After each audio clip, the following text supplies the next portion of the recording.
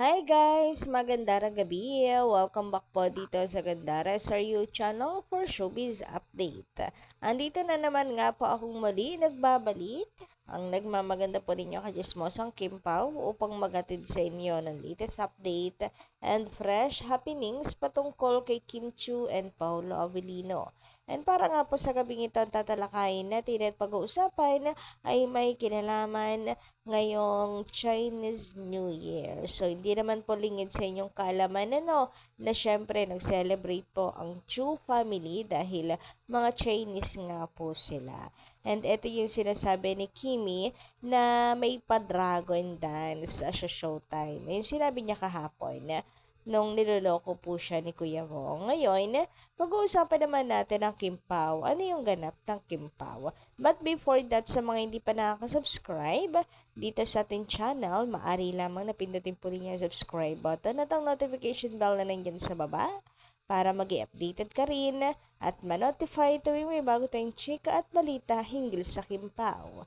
Basta po mga balita na may kinalaman kay Kim Chiu and Paolo Avellino, sagot na natin yan. And ngayon nga, ayan, tatanda rin ko muna kayo ng mga kaganapan sa celebration ng Chu family for Chinese New Year, Mukhang masaya sila na nagdiwang at pinaghandaan nila.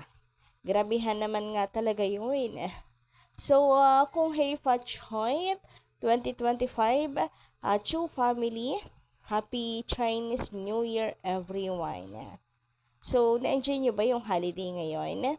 Mukhang busog din naman kayo guys sa ayuda dahil ang Kim Pao nag-release ng ito yung inintay natin yung video kasi nung nakaraan picture lang ng Kim Pao na magkasama. Ngayon may video na inilabas na. Tama yung hula ko guys.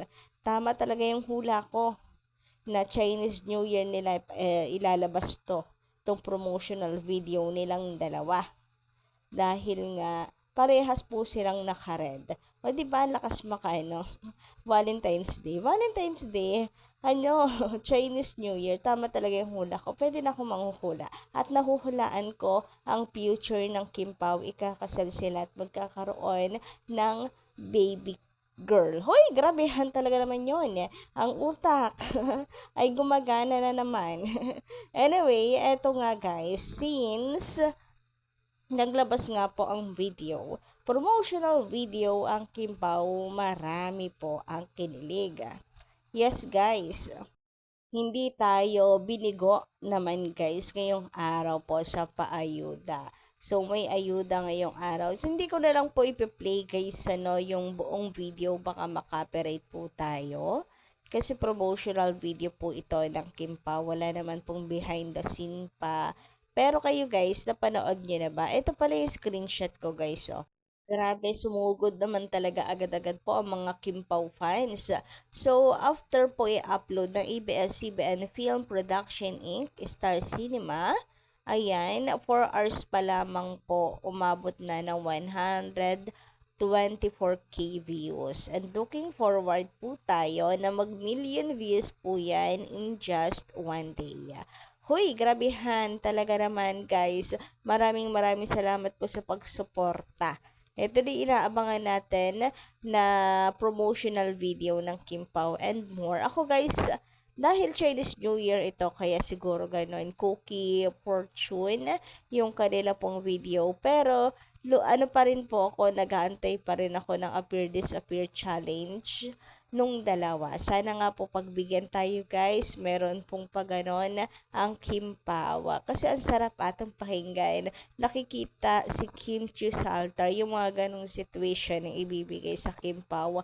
Like yung halimbawa na binigay po noong nag-suggest ng challenge na yon. Biruin nyo kung sakaling itanong po yun kay Paolo. Nakikita si Kim Chiu sa harap ng altar, then ang sagot ni Paolo is appear. Hindi siya disappear. So, huy, grabe, malala. Himlay talaga ito.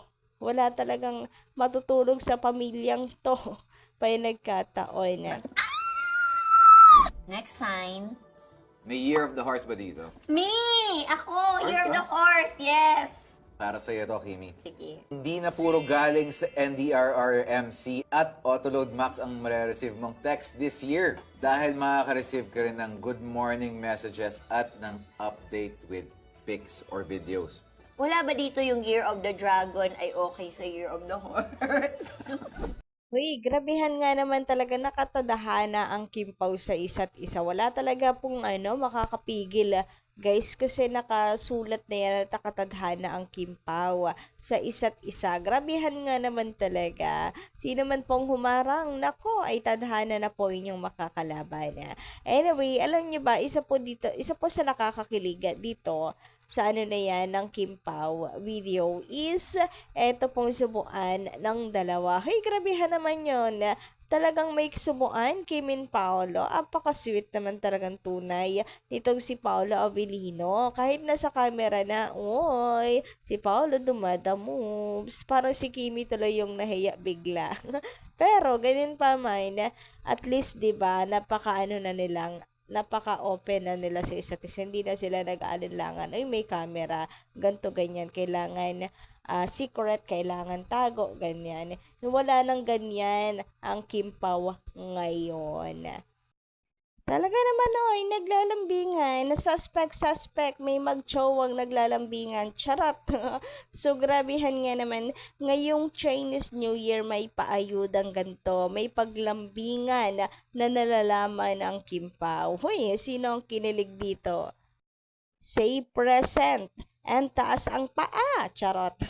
Anyway, sabi naman dito ni Madam Norma Dayag, ibig sampalin ng SC kapag hindi kumita ang movie nila Jolina at Marvin. Haha. Huy, grabehan naman kayo, wag ganon.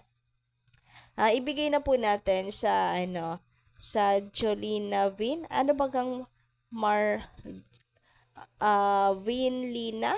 Ano pang tawag sa love team nilang dalawa? Nila Jolina and Marvin. Bigay na natin sa kanila tong February 12. Andiyan na yan eh. Wag na po tayo magpaka-bitter pa. So, kumita yan o hindi, ay bahala po sila.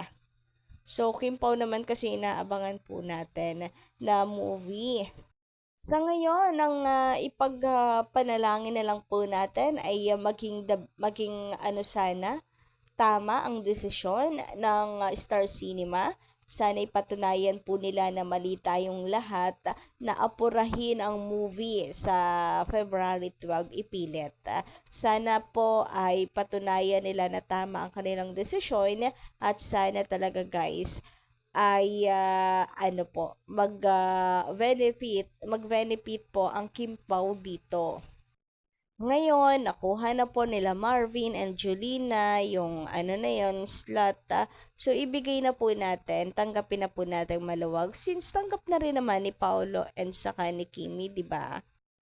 Basta guys, mag-focus na lang po tayo dito sa bagong playdate ng Kimpaw sa March 26, 2025 and kung kaya po natin tumulong sa pagpo-promote ng movie, gawin po natin. And kung hindi, so na lang, sa pamamagitan na lamang po ng pag-spread ng good vibes, wag na po tayong makinega para wala pong bad vibes and negativity na pumasok po sa sa Kimpaw.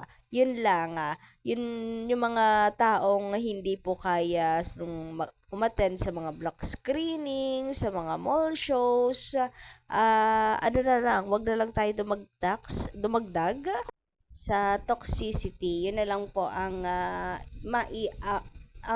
iambag po natin. So, yun lang. Spread good vibes and love ngayong 2025.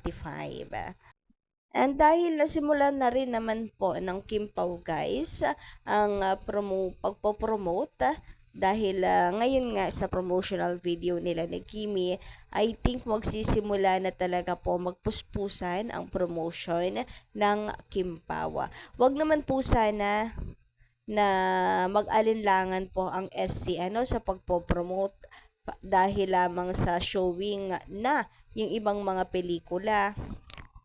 Baka mamaya niyan ay pag-adjustin na naman po nila ang Kimpaw dahil may masasapawan daw etc. Ganyan yung ginawa nila sa Kimpaw eh. Kaya paulit-ulit pong na-move ang playdate kasi may masasapawan, ganto, ganira, ganyan.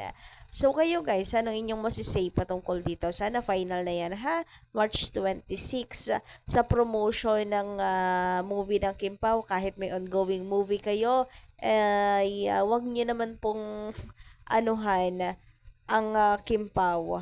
Tawag dito, wag niyo namang pagkaitan, lalo na ang mga Kimpaw fans. So, yun lang po guys muna ang ating update. Maraming salamat sa pakikinig. And don't forget to click the subscribe button and notification bell for more updates. Maraming salamat.